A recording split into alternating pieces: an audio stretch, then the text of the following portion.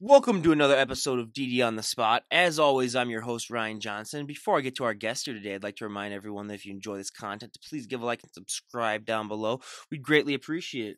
We have Ciara Wallace on the show with us. She's a nationally qualified bikini competitor. She's also a water aerobics coach. She's the first water aerobics coach we've had on, so that's definitely interesting. We might get into that. But most importantly, she's our current guest. Ciara, thank you so much for being on the show. Yes, thank you for having me. Absolutely. So why don't you give us a little bit of a backstory on what inspired you, or motivated you, I should say, also to make that healthy and fit lifestyle change? Absolutely. So in high school, I actually was probably the most unathletic person. Um, every sport that I tried out for, I actually got cut from teams. So I wanted to look athletic and have that body type, but I couldn't just find a sport that I connected with. So my brother actually inspired me to get into the gym. So he kind of showed me the ropes of things, and it was something that I could do on my own without, being cut from a team, and just like invest in myself in that way. So I started getting into the gym, and it took a while for me to get results because I was learning so much. But I've always been really interested in food and been very cautious of what I ate. But I delved more and more into it to see greater results. So I actually, my freshman year of college 2 years ago, earned my health coaching certification so that I could understand all about food and how that supplements working out. And that's when I really started noticing a lot of results. So, adding like protein into my diet and limiting like artificial foods, just completely changing my diet. And I got really into the gym, and that's where I met several competitors and got into that whole lifestyle as well. That's awesome. So you kind of touch base on one of the topics that I also love to bring up, because I always love to make the statement that, if you were to go to the gym and there's 100 people in the gym, there's 100 different ways as to how those people got into the shape that they're in, whether it comes down to, their diet, their nutrition, how many reps they do, what exercises they do. All those little things add up to the overall package that people end up seeing.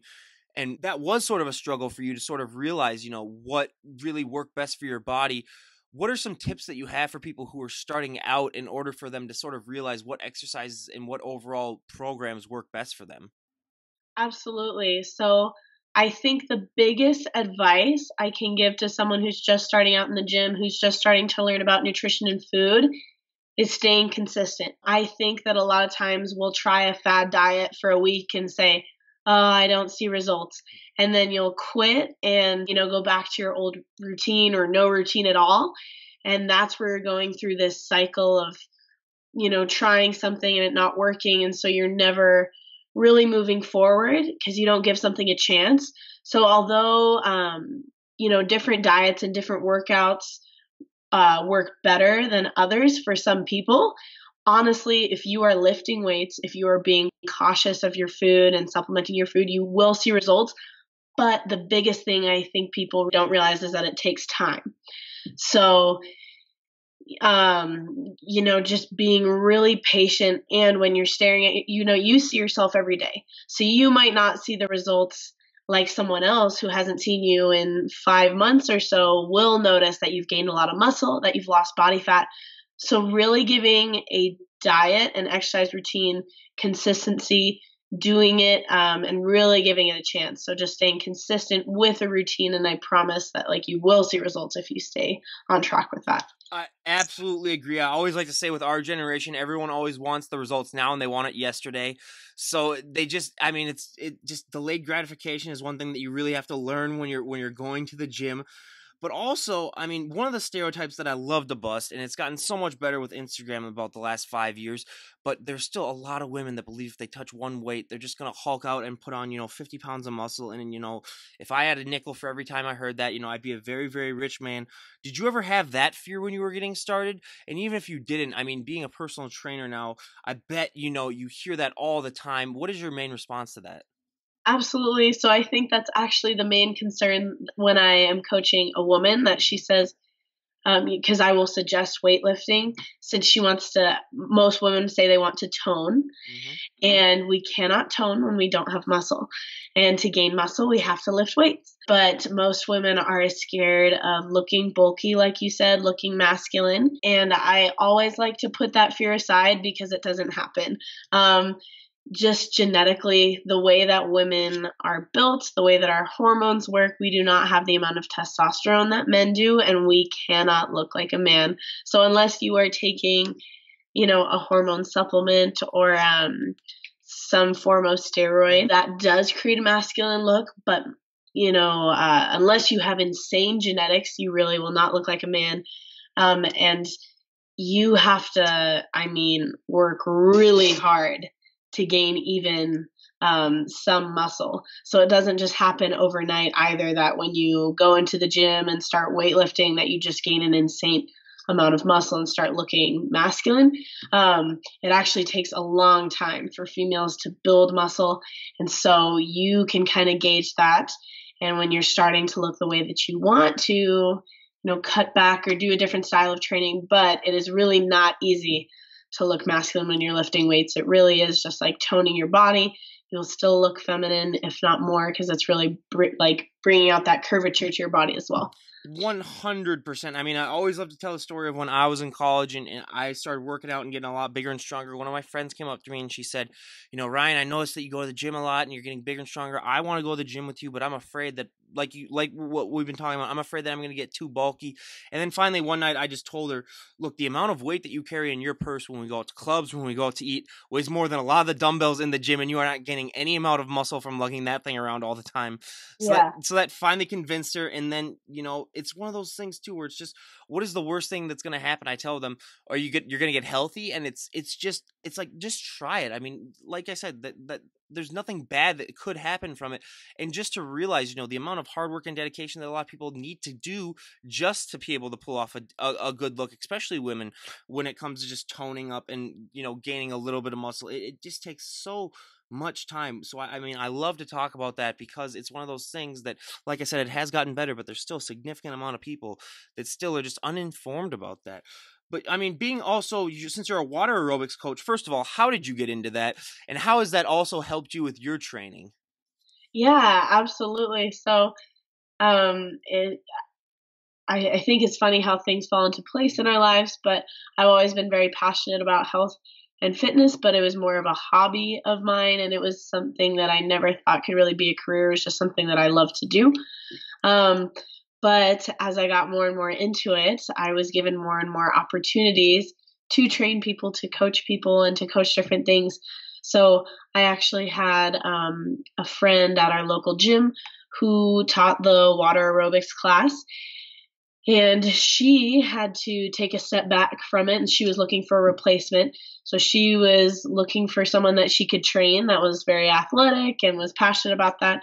So she gave me that opportunity, and she actually coached me and mentored me in how to coach water aerobics. I had never taken water aerobics in my class or in my life, so it was actually kind of funny to get into that. But once I started doing it, it was great because it's a low impact workout. So for me, I have always done, weightlifting. I've done powerlifting and bodybuilding style of training. And I've never worked on flexibility and agility as much. I've never been like much into yoga and things like that, which are great for the body, but I've just never been involved with.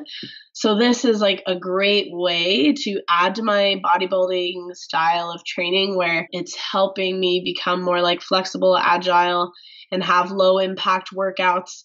So that's actually really benefited my, personal fitness goals as well, and learning to become a better instructor, a better coach. So it's actually been really fun, and I've enjoyed doing it. I was going to say, because you always see in movies, the water aerobics classes, the water aerobics teachers. So, I mean, it's great that we finally have one on, because it is one of those things where people just see that and they don't realize, that can also be a great workout too. I mean, especially, being in the water, that's, really just, it can be a very good alternative. And I mean, just being a coach in it too, I mean, must be a lot of fun. So, I mean, that's just awesome in and of itself. But at what point in your journey did you decide that you wanted to do a bodybuilding show? Yeah. So when I first started going to the gym, I was just doing it to, I mean, I didn't have a specific goal. I just knew that I wanted to look better. And like most girls, I was like, I just want a flat stomach and toned glutes. So that was kind of just my, uh, I had just a goal at that time. And then as I got more and more into it, I wanted to set a big goal for myself. And I wanted something that was really going to push me to the next level in my fitness career, I'd say. And I remember seeing a competitor in the gym, and I just looked at her and I thought, wow, I would love to do that someday. I would love to look like that someday. And I was so far from that, and it felt so impossible. But I wanted that as a long term goal. And I didn't have a lot of muscle to start with because I didn't grow up playing sports. So I had to start from square one. And I actually spent 2 years in just a surplus where I was eating a lot of food and I was lifting very, very heavy because I just needed to gain initial muscle. So I still felt very far away from that goal. I knew that it would be a couple years out because I wanted to do well. I'm someone that if I'm going to do something, I'm going to be competitive. So if I entered a show, I knew that I wanted to do well in that show. So I spent 2 years just building muscle. And then I researched, coaches that I wanted, and I eventually got a coach that I started working with, and I cut weight for about 5 months. I lost, and I wasn't big to start with. I've always been petite. I lost 23 pounds for my show.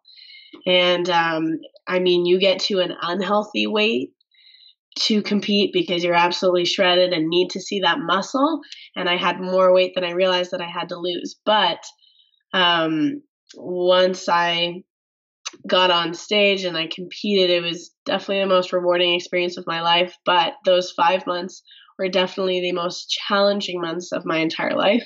Absolutely. I mean, I always love to say just to be able to get into shape, to be able to go into a prep takes enough hard work and determination. But going on a prep, I mean, just the amount of hard work and dedication plus is just so remarkable. I mean, you always have to work out on time. You got to get all your workouts done. You got to eat basically on time. You got to have just the most proper nutrition you can imagine. And that sort of leads me into another question that I love to ask. So, what was your nutrition like before you started adapting that lifestyle? And then how has your nutrition evolved over time? Yeah, great question. So I have gone through a lot of different diets because I was experimenting as well and I knew nothing to start with. So I just would ask people around the gym and get advice and do my own research. Um, when I knew nothing about nutrition, I just tried to eat what I thought was healthy, which was um, basically just doing like a lot of my own cooking. But I mean, without knowing it, I was way under eating on protein, so I wasn't including a lot of that. I was way overeating on carbs, and I also didn't have great portion control. I love food, and I would just eat a lot. Um, and so then once I started lifting, I started just increasing my protein. That's all I really understood. I just knew when you work out, you should eat more protein. So I started doing that. And the first coach I ever got had me on what it might be known as the bro diet, where it was pretty much just like chicken, rice or potatoes, some veggies, lots of egg whites, very, very low fat diet, super high protein. And I actually didn't respond well to it. It was too much protein, it was too much carb, too little fiber, and barely any fat. And so I actually got really sick from that diet. And I spent about a year fixing my health. And that's where I earned my health coaching certification because I wanted to figure out how I could cater a diet that worked for me. And the way that I started learning about portion control and different food groups was doing what most people know as IIFYM, which is if it fits your macros. So, separating into the food groups of carbs, protein, and fats. And I would track those daily, making sure that I was getting the proper proportions of each. And that's when I started really seeing results because it was a way to stay consistent. So I knew what I was intaking every single day. And that's where I found a lot of success. And that's actually the diet that I had over my competition prep. So I had a set point of calories every single day, a set fat, carbs, protein, and I would lower those every single week until I was shredded.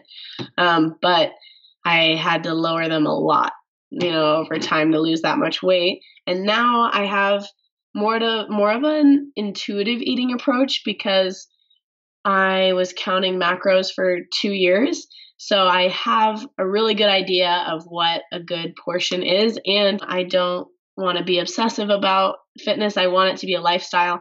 And I used to be the person that would bring like my food scale to restaurants and weigh my chicken and things like that, which was a little obnoxious. So now I just like having that approach of where I can still go out with my friends and enjoy like a meal out, but I have like an awareness of portion control and like the different food groups. What have the reactions been like from your friends since that have known you before you made the change and now that you've made the change? A lot of people say like I'm unrecognizable from high school. My body is completely different.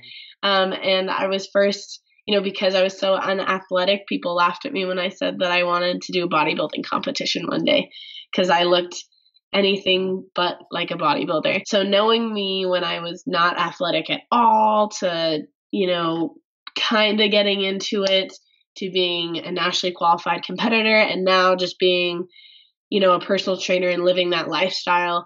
It's been a huge transition.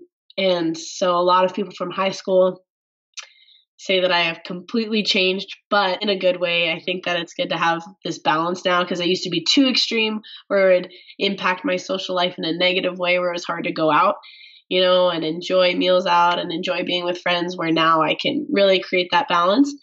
So it has been definitely like a journey with those people, but I think I've now created like a healthy balance where I can spend time with them, not be too obsessive, but still coach like a really healthy lifestyle. Absolutely. And I mean, I always love to point out, like if you look at, I'm one of the most pale people that you'll ever meet from the upper Midwest.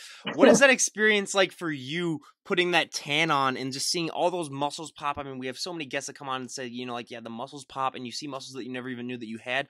What is that experience like? Because I have never been tan a day in my life. I just get either burnt or I get a farmer's tan, which is, let's face it, is not a real tan. So what is that experience like for you? Absolutely. So as you can see, I'm probably the whitest person ever as well. The sun reflects off us. Let's just say that. Yeah. Exactly. Yeah. I'm 100% Irish. My parents are from Ireland, so I have that super pasty skin. Mm-hmm. And what's funny is, when you get your tan, you do see muscles that you never knew you had, and it's the coolest thing. But I actually didn't want to go in tanning beds just because my skin is so sensitive. I knew that would be bad for you. So what I did was, even before going to the competition, I had to put on a fake tan even before that.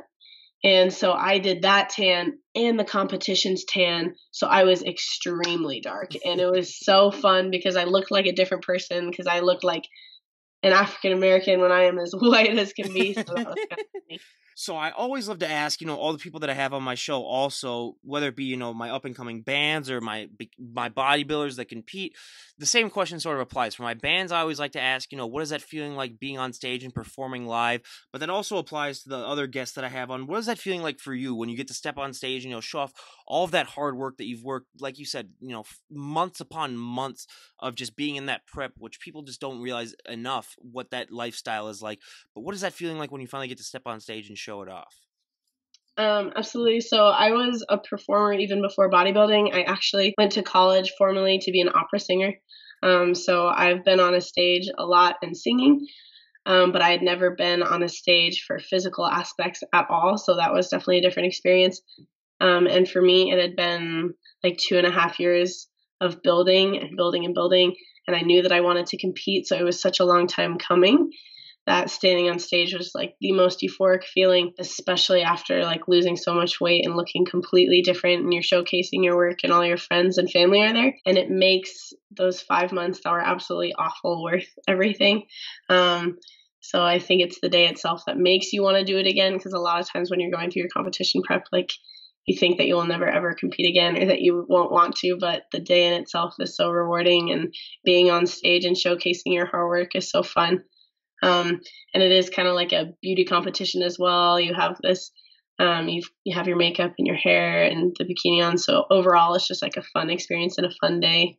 Yeah. So you're the first water aerobics instructor that we've had on, and now you're also the first person who wanted to be an opera singer. What would be your favorite opera song to sing? Um, so I have always wanted to sing this. It's from Madame Butterfly. It's called Queen of the Night. And if you ever look that up, it is like the all opera singer's dream song to sing. It's extremely challenging. You have to have years of training to do that.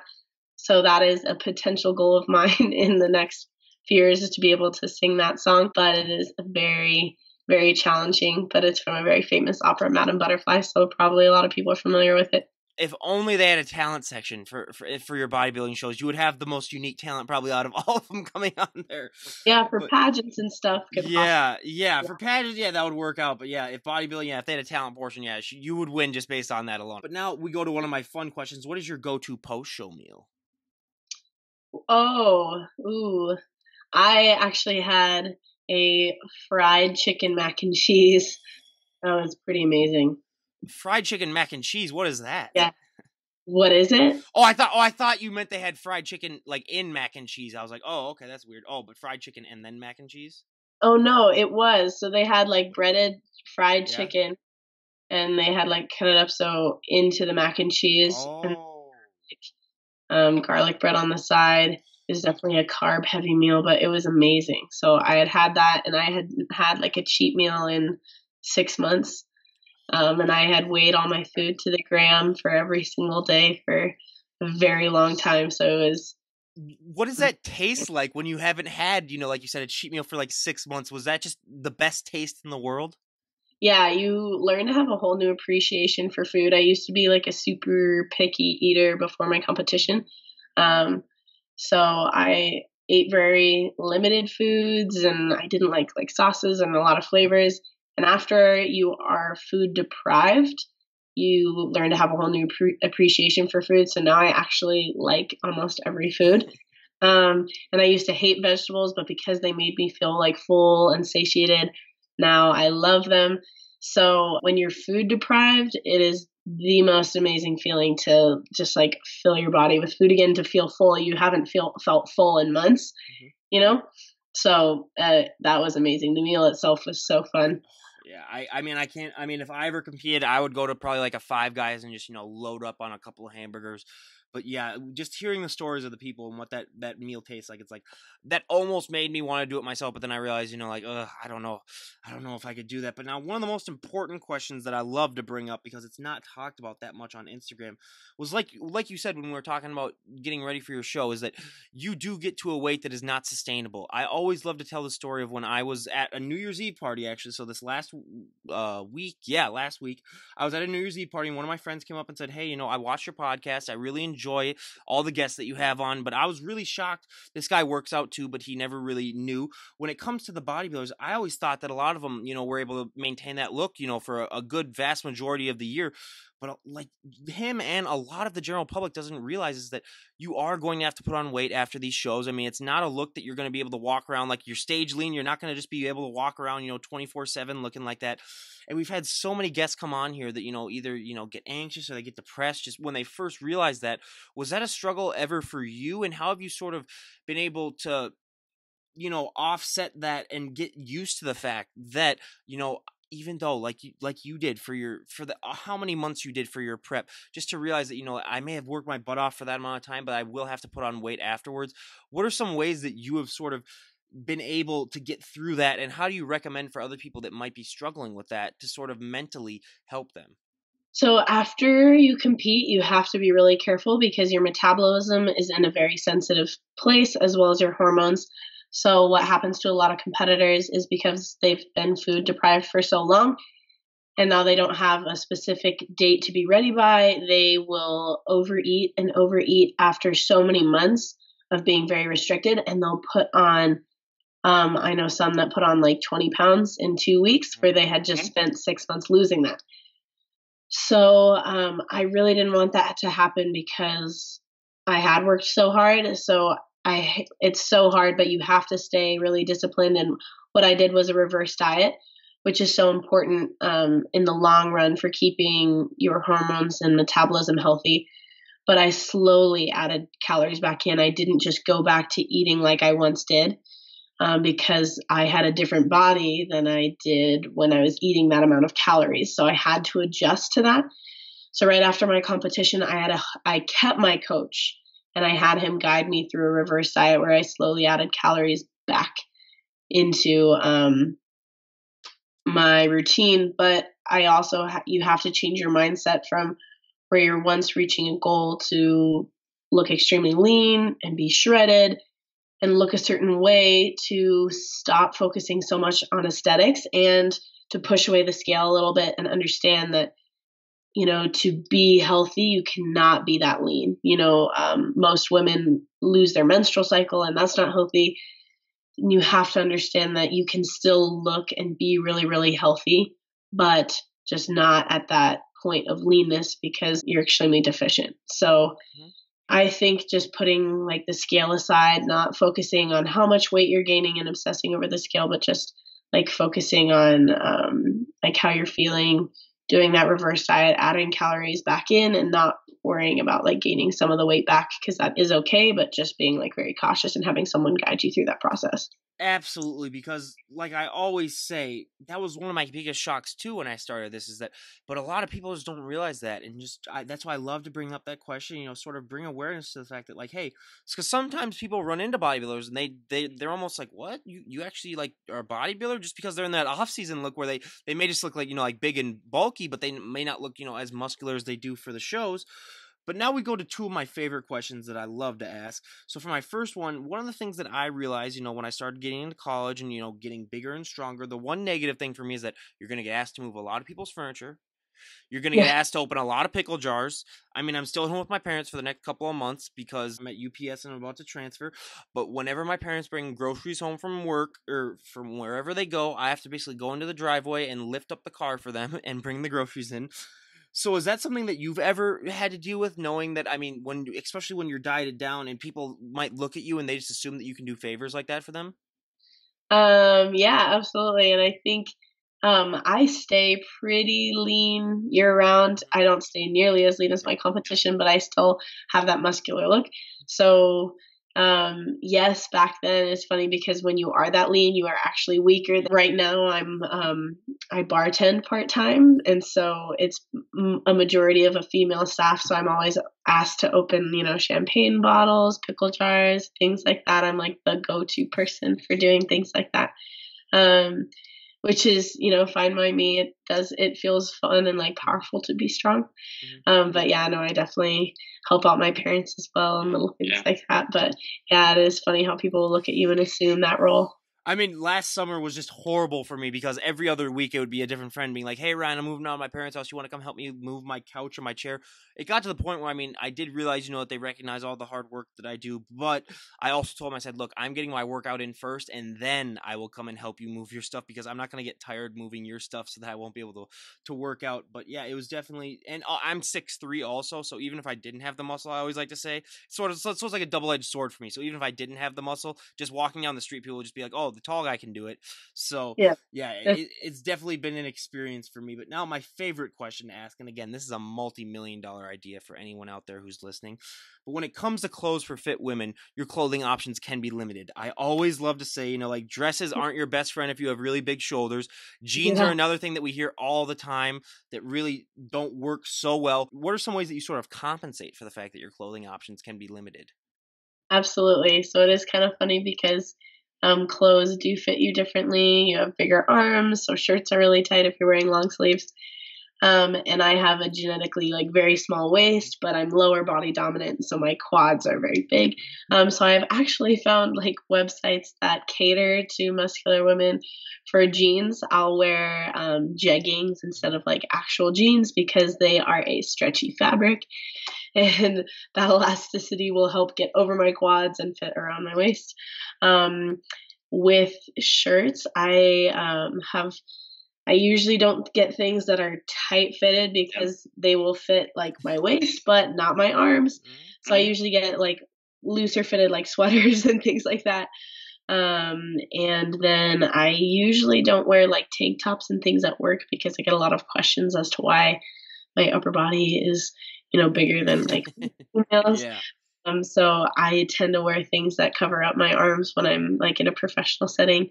Um, and then always just ordering like one size up because usually muscle is just takes up more space than fat usually does. So doing those couple of things and wearing a lot of athletic wear.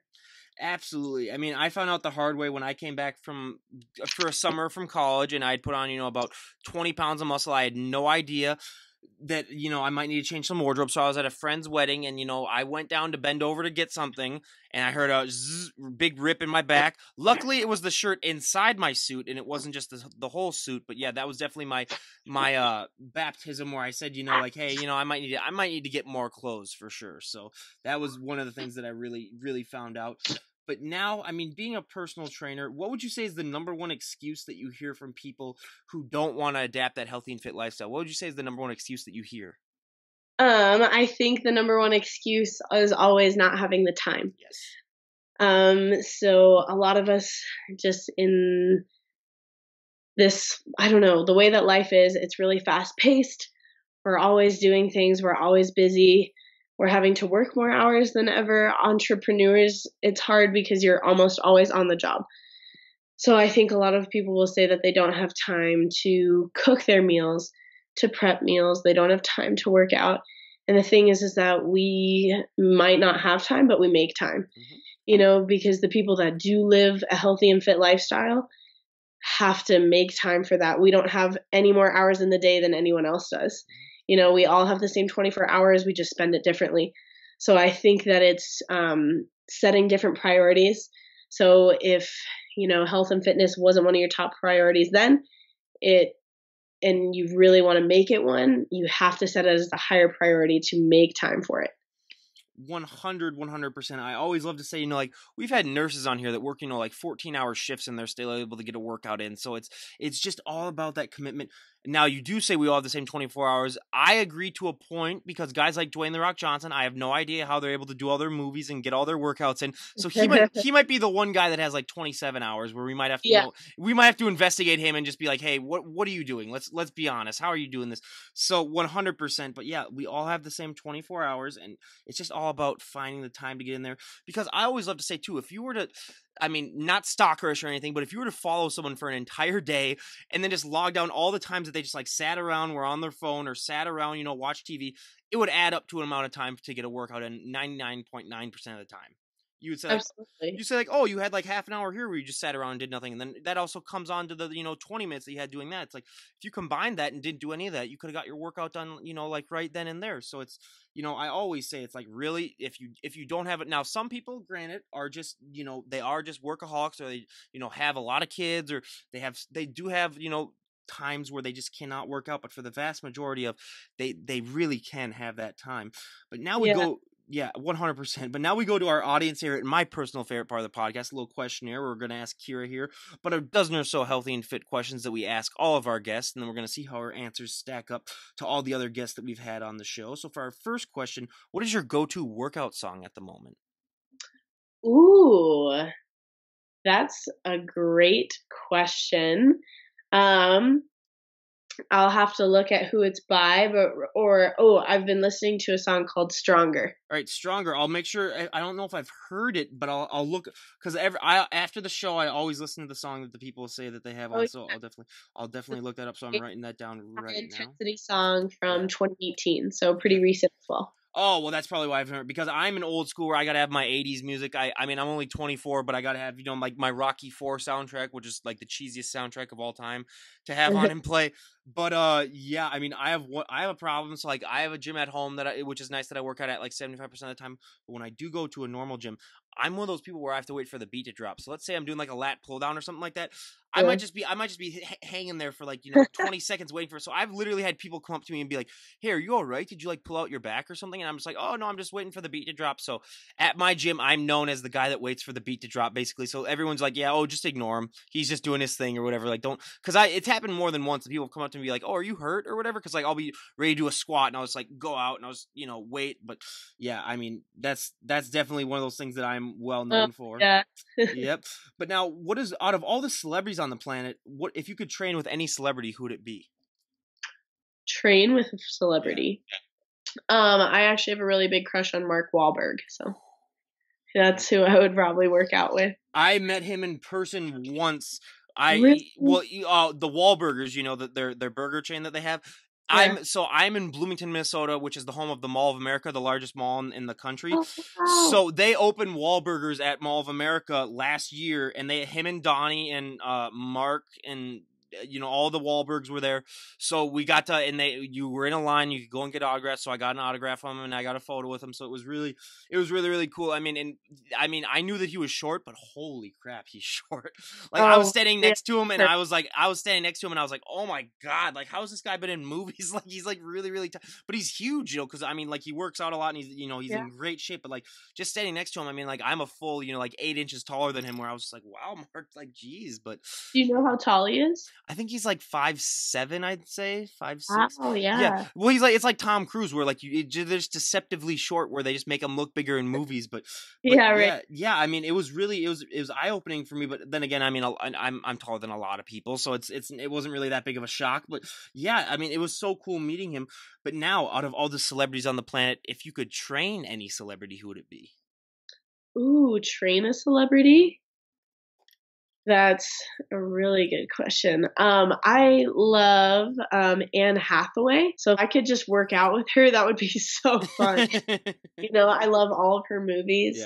Yeah. She's an amazingly talented actress, so it'd be one of those things. If I could work out with her and have that experience and get to chat with her, it would be so fun. Not gonna lie, The Princess Diaries was a movie that I watched a little bit when I was younger. That was one of those movies, I was at that age range where I was about, like 5 or 6 when it came out. So it was, I mean, and I had a cousin that loved it, so I saw that. So yeah, Anne Hathaway, yeah, that would be a cool one for me. A lot of people choose celebrities, which I'm shocked by because comedians, I should say, which I'm shocked by because Yeah.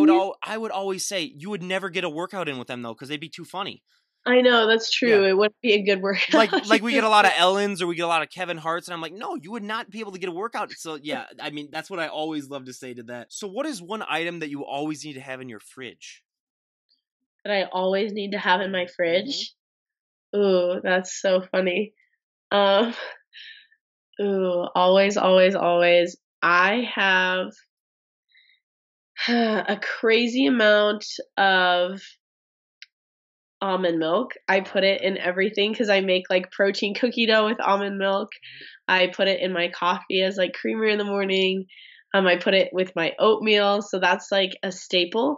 And then I have a thing for like, I know some people don't like this, but runny egg yolks. So I always in the morning, like I have to have eggs because I'll usually put like an egg on toast and like crack the yolk so it's nice and runny. But eggs and almond milk are probably my go-to things.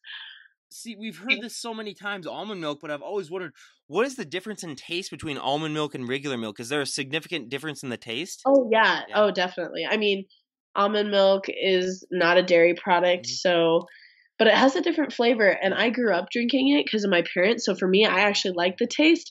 Some people don't like it, and it's made from nuts, so that makes it different from an animal. Yeah. Almond milk is good. I like coconut milk. I'm not a huge soy milk fan. Oat milk is a new thing. That's Oat milk? Oat milk, yeah. Wow. Never heard of that before, but I might have to give that a No, try. they're starting to offer it in coffee shops and stuff. So if you notice that. Yeah. I'm not really a coffee person myself, or just because when I get up, I'm a go kind of guy. That's just my ADD on command, where I just like I wake up and I'm just a machine that's ready to go. But yeah, we've heard so many different because I was someone that because I'm like the vast majority of people that are just raised on soy milk, or I mean just regular like cow milk. So just tasting all that different stuff. I mean tasting I've had soy milk, which is different in and of itself too. Where I was just like, oh really, what is this? But yeah, I definitely wanted to try some of those things. So yeah, I'm also I have some dumb moments. So I personally one time I drank buttermilk because I didn't know that I thought that it was just a different type of milk. So it was in my parents' fridge. So I just drank it and I was like, yeah, I'm never doing that again. Oh, that sounds awful. I have not made a mistake before, but I can imagine. It was late one night, and I had gotten back from college, and I'm not gonna lie, I had a few drinks a little bit before that, so There you go. so I saw milk on the thing, so I thought, you know, it was a little thing, but yeah, that was I spit it out almost as soon as I put it in, but luckily I was right by the sink, so I didn't have to, you know, like spit it out, you know, like all over the place. But yeah, Yeah. that never make that mistake. So anyone out there on listening, that's my one piece of advice for the podcast: never drink buttermilk unless you're putting it on pancakes and you put it on the pan. So Yeah. 100%. But now, what is one thing that you would change about the sport of bodybuilding if you had the all-knowing power to do so? I think that I would like to make it a little more recognized that there are eating disorder tendencies with a lot of bodybuilders. And I think that it's hidden in the industry a little bit. I think that they just think that people compete, have a normal relationship with food, and that it's easy for them to diet. They're fine with gaining weight, but really it's such an internal mental struggle. And there are so many people that struggle with eating disorders that are in the bodybuilding industry.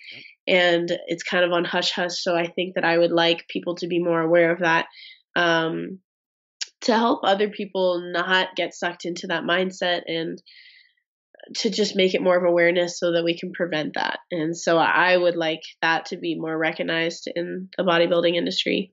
And I mean, that's the first time that we've ever had someone come up and say that. So I really, really appreciate you saying that, because it's one of those things that I've always thought of too, where I realize that some of these competitors that we've had on, when they share their stories, they've had eating disorders before they decided to become bodybuilders. So then I always wonder, I mean, it's like, sometimes people do take it to the other extreme of the eating disorder, where they're just constantly trying to put on muscle, where you're just wondering, it's like, oh, you're just kind of doing the opposite. But yeah, there are some that I've heard stories too where it's just, so thank you for bringing that up, because a lot of people don't realize that too, where it can become, you know, like the exact opposite of an eating disorder, where you're just trying to put on more muscle. Or a lot of people, when they are trying to lose muscle too, they just want to see, for the reactions that they get, they want to see, you know, like how big can I get, or how shredded can I get. So 100%, yeah, just to raise that awareness. And again, like, thank you so much for bringing that up, because it's one of those things that we have not brought up. But now I always love to ask, because you know, everyone always has different answers for this, but when everyone always seems to have that one body part when they start training that really is just naturally genetically gifted, where they don't have to work it out as much, and they have that one body part that, you know, just lags behind, where they have to, you know, put it into overdrive. I'll get an example. So for me, my back, like, I could train back once every 6 months and it would still look amazing. That's just, I don't know why it's just like that. But my legs, I mean, being 6'3", I always have to, you know, train them at least twice a week, and it's just, I hate leg days, but it's something that needs to be done. What are those body parts for you? Yes. So I am naturally very like lower body dominant, and I have giant quads. That's what I'm more known for, is my legs. Yeah. So for me, I'm lucky and I'm blessed to have legs.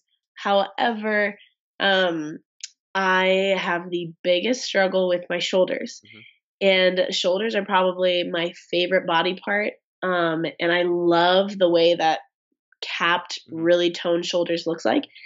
And as a bikini competitor, they really focus on glutes and shoulders. And so for me, it is so hard to get my upper body to balance my lower body. And it's one of those things that I have to train like 2-3 times a week and just smash, because it takes forever to grow. Yeah. Well, yeah, I mean, I get that too. I mean, even me for legs, because even being a pitcher, I mean, I went from being a super skinny person, because being a pitcher, you're supposed to be skinny, you're supposed to be long and lean. But yeah, that was a huge thing. But yeah, I'm sick. I mean, I'm sick of having that. I used to have that Johnny Bravo look, you know, just the big upper body and the small legs, even though I did train legs all the time. But now they're slowly starting to get better, because, you know, at my job, luckily, I walk around constantly for like 8 hours. So I'm getting in, you know, like 15, 16 miles of just walking every day, plus the leg workouts that I do. So don't tell me how I do it, because I go home and I literally just collapse as soon as I get home. But yeah, it has been slowly starting to try, and I've been at the job now for about 8 months, so they have been getting better with that. But now, out of all the people that follow you on Instagram, what would be one thing that you think would be the most surprising to them if they met you in person? That I've never been asked that before. That's a very interesting question. So I try to be as genuine as I can be on social media. However, on Instagram, you're mainly seeing pictures of someone. and the best pictures of them. And even though the captions might be genuine, I think that people are always surprised by the interaction between me and them. That I think I've been told that I have kind of like that RBF resting face, and that I can look kind of it's intimidating to approach. Mhm. But I'm actually like very friendly. I like to Yep. think. So when people meet me, I think they're always surprised that I'm actually friendly, easy to talk to, easy to communicate Mhm. with, and that the whole fitness thing is not as obsessive as a lifestyle as a lot of people think that it has to Mhm. be. To look good and feel healthy is, I mean, I wouldn't say it's easy, but it's definitely doable. So I like to just come across as like a very like laid back, easy, fun person. Well, first of all, I gotta say, if anyone ever thought that you were like maybe intimidating to talk to or didn't want to come and talk to you, she's a water aerobics instructor. Everyone, you have to be a very personable person to become a water aerobics instructor. So that should bust it in and of itself because you have to be like high energy. You have to be very very nice. So yeah, everyone. I mean, I highly recommend if you see her, just going up and saying hi. But I will say there have been times even in college where you got to know the proper times of when to say hi. So I've had people that when I've seen people go up to some of the people that were in my gym that competed, like during mid bench press, where they're like going up and trying to ask them for advice. And I was like, hey, no, wait until they're done with their set. I even had to stop them, and I was like, no, Yeah, I know you want to go and say hi and say like, hey, how'd you look like that, but wait until they're done. So it's all about finding those things. So now good we got advice. a few more questions on the questionnaire, but now our most important question: what was the last TV show that you binge watched?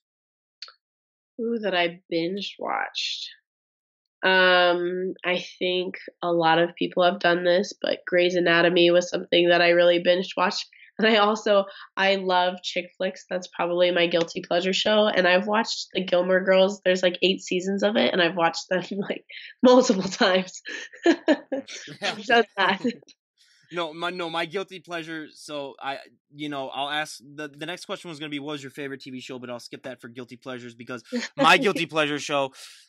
I mean, I've watched. It's not my guilty pleasure, but I've guilty pleasure watched it. Where me and my brother just watch it and then just make fun of it. Was we watched a couple seasons of Dawson's Creek, and then we I've were. seen that.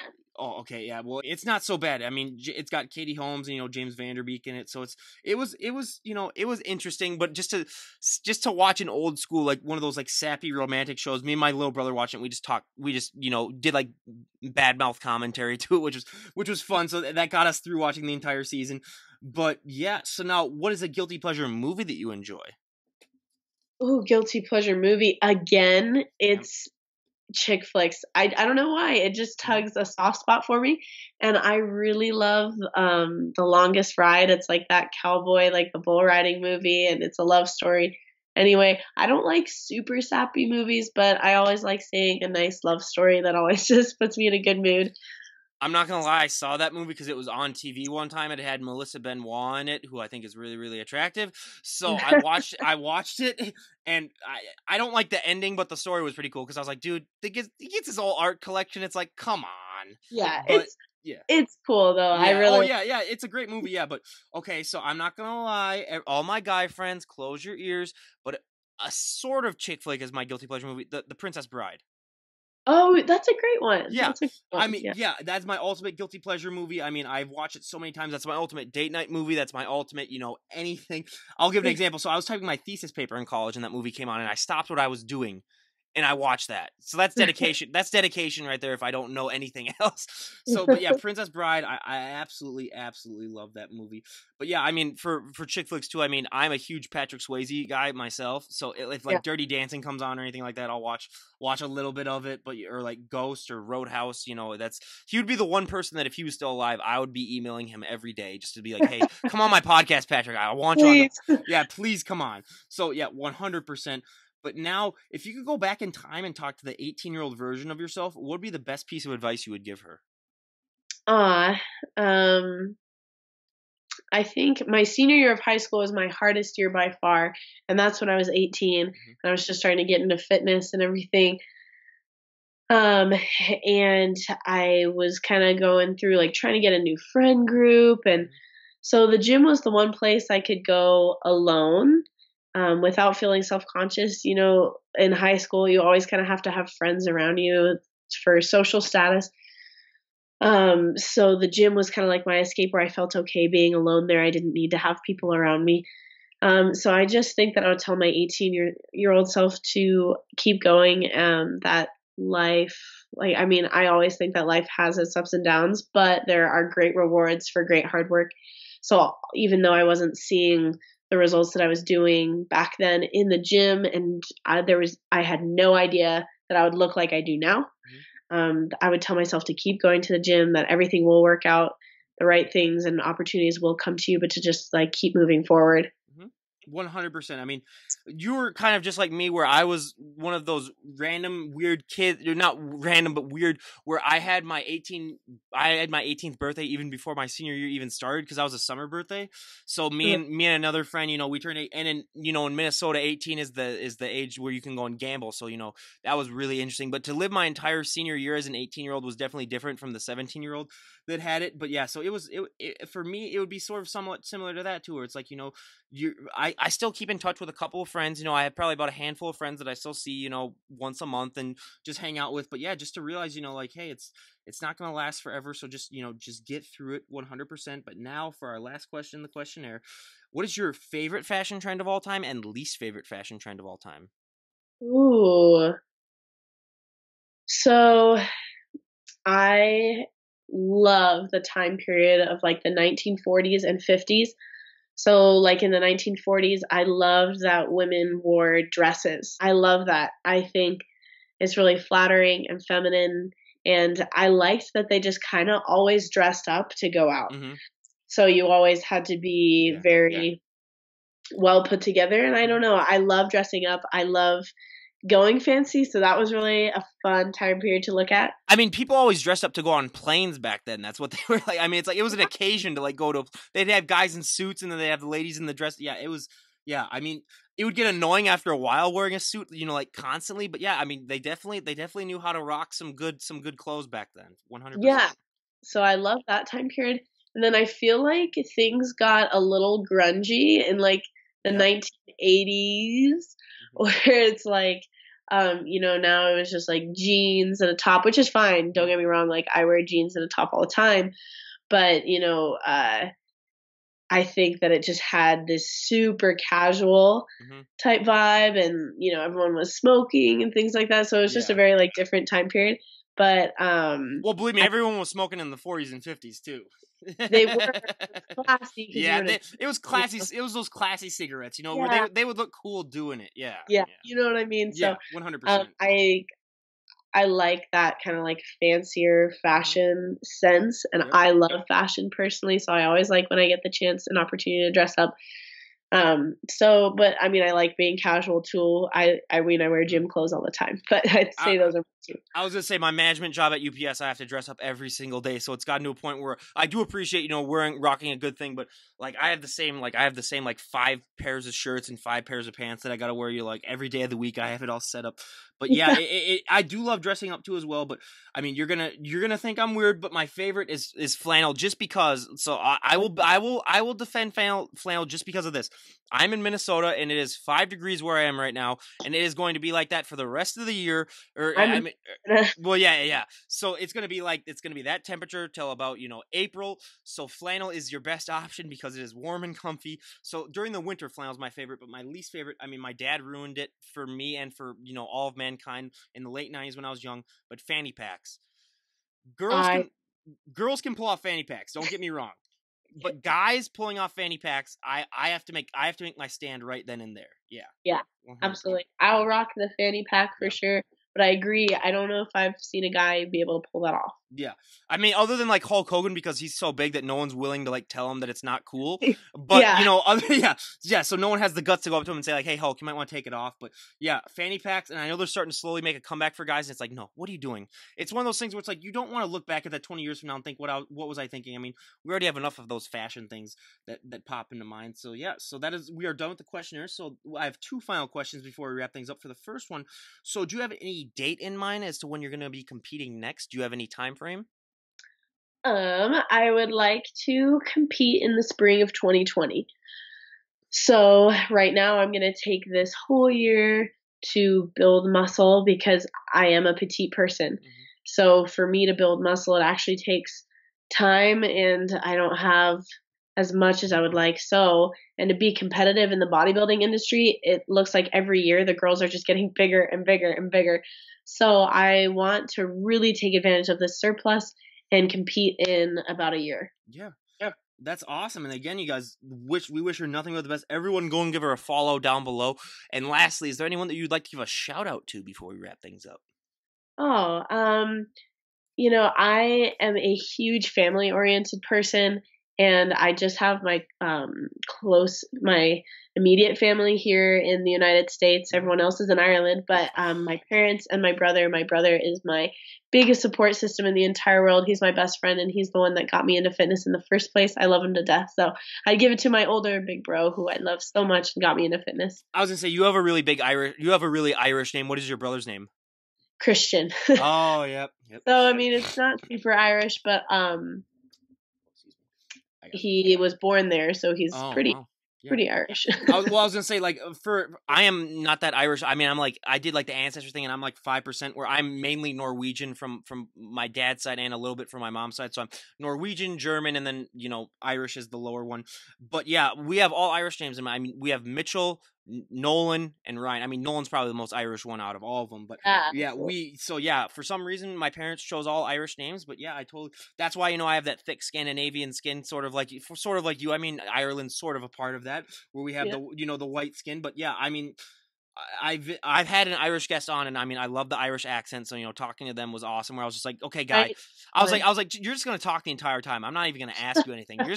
You can just literally just give it like an hour-long speech, and I'll be fine with it. But the most fun I ever had with an accent was, well, actually two. I had an Australian on, and that was really fun too, because they have that Aussie accent is just awesome. But then I also had the #1 sleep specialist on the planet come on, and he talked about like the benefits of sleep. He was from Oxford in the UK, and he had one of those British accents where you just feel smarter just from talking to him, just because he sounds so smart. I was like, okay, like my brain is expanding just like talking to you. So yeah, that was unbelievable. But yeah, again, you guys, go and follow Ciara. I highly, highly recommend it. You will be inspired to get off the couch and stop eating those Twinkies. And again, thank you so much for coming on. I mean, I love having all of our guests come on and share their journeys and share advice, because it's just, I mean, I just love talking to people. And again, we wish you nothing but the best.